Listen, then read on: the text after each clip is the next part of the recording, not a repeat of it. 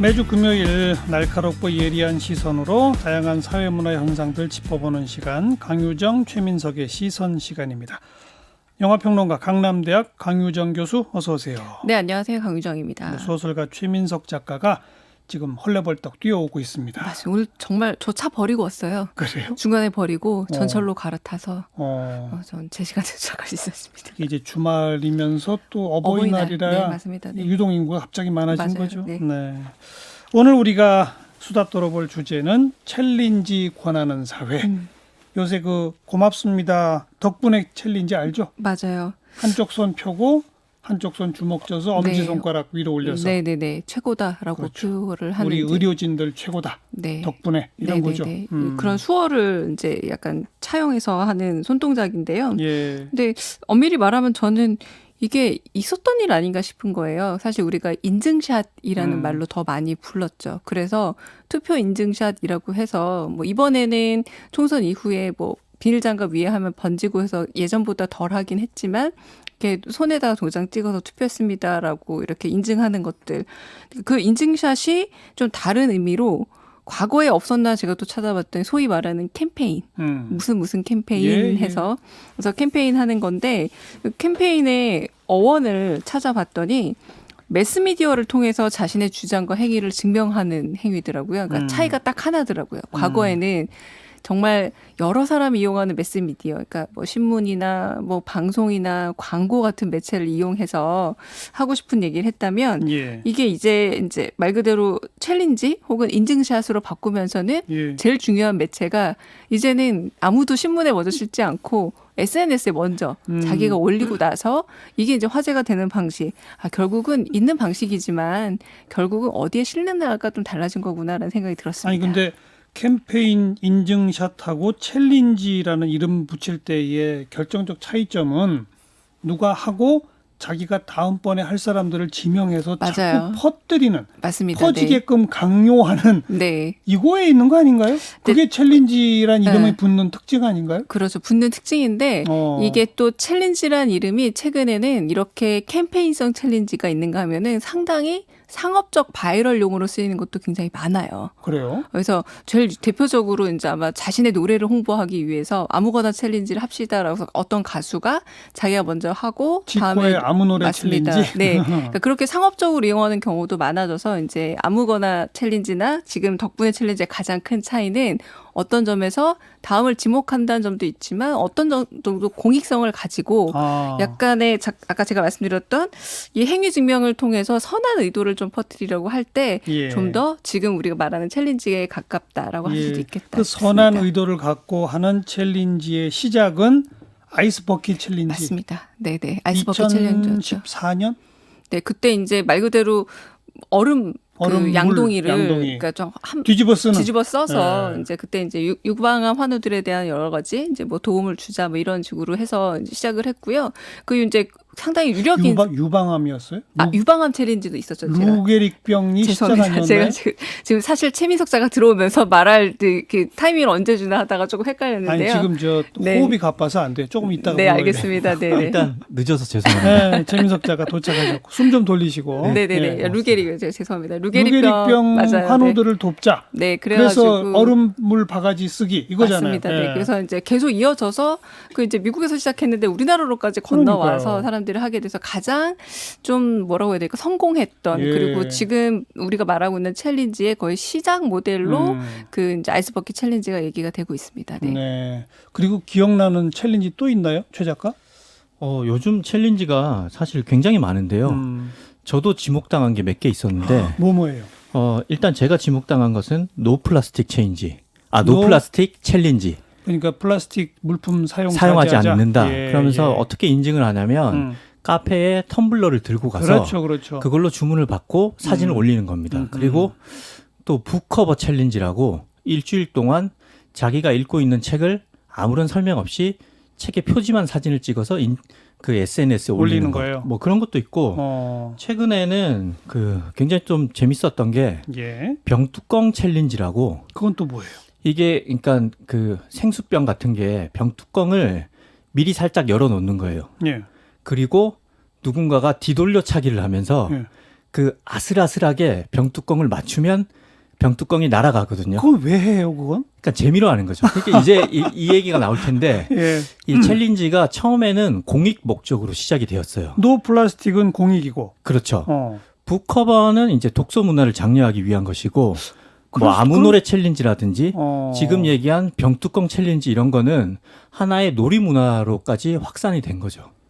그래서 제가 처음에 말씀드렸을 때 인증샷의 변형이다라고 말씀을 좀 드린 게 예전에는 병뚜껑 챌린지 같은 거, 그러니까 말 그대로 이런 물병 세워놓고 살짝 풀어놓은 다음에 발을 얼마나 정확하게 가격하느냐를 놀이로 만든 거잖아요. 예. 이런 것들이 매스미디어에 실릴 수가 없다는 얘기예요. 뭐 루게릭병 환자를 돕자, 유방암 환자를 돕자, 뭐 이런 식으로 아니면은 의료진에게 수고와 감사를 보내자라는 건 사실 지금도 매스미디어를 통해서 할 수 있을 정도의 공익성을 가지고 있지만 많은 10대들, 20대를 즐기는 챌린지들을 보자면 절대 매스미디어에서 다룰 수 없는 소소한 것들이 굉장히 많다는 거죠. 그래서 네. 학생들이나 젊은 아이들 사이에서는 훨씬 더 우리가 예상치 못했던 작은 챌린지들이 생겼다 사라지고 계속 이어져 나가는 것들도 꽤 많다라는 거죠. 그런 젊은이들의 문화 배경에는 무슨 밈 현상, 네. 그다음 뭐 미닝 아웃 네. 이건 또 뭐예요? 어, 요즘 제가 모르는 용어가 너무 많아요. 밈은 설명이 좀 긴데 짧게 이해하자면 영어로 한국- MEME. 예, 짧게 얘기하자면 한국에는 그 짤이라고 하죠. 그게 그것의 그 영어권식 표현인데 이게 어디서 왔냐면 리차드 도킨슨이 쓰는 짧은 동영상. 예, 어. 리차드 도킨슨이 쓴 이기적인 유전자에서 나온 표현입니다. 그러니까 이 이기적인 유전자가 유전자 즉 지인에 대해서 얘기하잖아요. 근데 GEN인데 이 밈이라는 것은 자기 복제성이 굉장히 강해요. 네. 그러니까 철자가 MEM입니다. 그러니까 그것까지는 설명이 안 돼 있지만 근데 유추하건대 예. 내가 나를 복제한다. 미 음흠. 붙인 미미, 거죠. 그렇죠. 그런데 이제 진을 영어권에서 제네라고 읽지 않고 진이라고 이름절로 읽듯이 예. 이 미미도 이제 이름절로 밈으로 읽는 거죠. 예. 그래서 자기 복제가 굉장히 강하고 번식력, 확산력이 굉장히 넓기 때문에 사람들의 마음과 마음속으로 퍼지는 인터넷 문화 유전자. 그러니까 쉽게 얘기해서 굉장히 재미있는 짧은 예. 동영상, 예. 재미있는 사진 이런 것을 이제 밈이라고 하는데 뭐 어렵게 말할 거 없네요. 그냥 짤이에요. 재미있는 동영상이나 사진을 널리 퍼뜨리는 행위. 그러니까 이 맞습니다. 밈이 이거네요. 원래 네. 어원이 미메시스 모방에서 나온 겁니다. 그렇군요. 거기서 나온 거기 때문에 그러니까 모든 문화의 기본적인 속성이 모방이라는 거죠. 맞아요. 그러니까 이 모방이 나름대로 유전적으로 날려온다. 문화적으로도 사실 우리가 인증샷의 가장 중요한 이유도 뭐냐면 누가 하는 걸 나도 괜찮아 보이니까 모방한다라는 그렇죠. 거거든요. 따라한다. 네, 거기서 이제 리차드 도킨스가 아무래도 이제 이게 이제 문화 유전자의 기본이다라고 해서 이제 어원상으로 좀 그렇긴 한데, 그러니까 이 모방에 되게 긍정적인 영향성을 보여주는 것 중에 하나라는 것. 근데 문제는 뭐냐면 혼자 모방해서는 아무도 모른다는 거. 전 제일 중요한 게 최근에 인증샷 문화가 결국 여기에 긍정적으로 결합을 했다. 내가 뭘 먹었는지, 뭘 샀는지 인증하는 것보다는 그래도 이를테면 좀 더 의미 있는 행위, 덕분에를 인증을 하고 그리고 누군가한테 투표를 한 걸 인증하고 이게 모방이지만 의미 있는 모방이란 점에서 그래서 이제 미닝아웃까지 나오게 된 게 아닌가. 미닝아웃은 뭐예요, 그러면? 그러니까 정치적인 의사를 혹은 자기네 사회적인 발언을 의미 있게 표현하는 커밍아웃 같은 그런 그러니까 이제 말이죠. 아까 그 미미시스 그 짚어주신 거 감사하고요. 저는 오늘 배웠네요. 예. 그 미닝이 의미, 신념, 가치 이런 거고 그렇죠. 아웃이 이제 커밍아웃이랑 붙여진 겁니다. 그래서 내가 가지고 있는 신념, 철학에 따른 윤리적인 소비를 한다는 것을 SNS에 인증하는 거죠. 네, 예컨대 네. 굉장히 윤리적인 초콜릿을 만드는 기업 것을 사겠다. 아니면 넓게 보자면 우리 한때 뭐 그 일본 불매운동 했었잖아요. 그렇죠. 그것도 이제 미닝아웃의 그 일환이라고 볼 수 있는데 아하. 그럼 이게 밈과 미닝아웃이 왜 이 챌린지랑 연관이 되느냐? 일단 밈은 그 지코의 아무 노래 챌린지. 이게 바로 그 재밌는 영상이 퍼지는 거잖아요. 주로 이게 이게 지금 틱톡에서 우리 청취자분들 가운데 지코도 모르고 아무 노래 챌린지도 모르는 분들이 많으니까 우선 그러니까 좀 소개해 주시고. 한 가수의 젊은 가수의 그 안무 영상을 예. 짧게 예. 15초에서 1분 정도 따라해서 자기의 SNS에 올리는 거죠.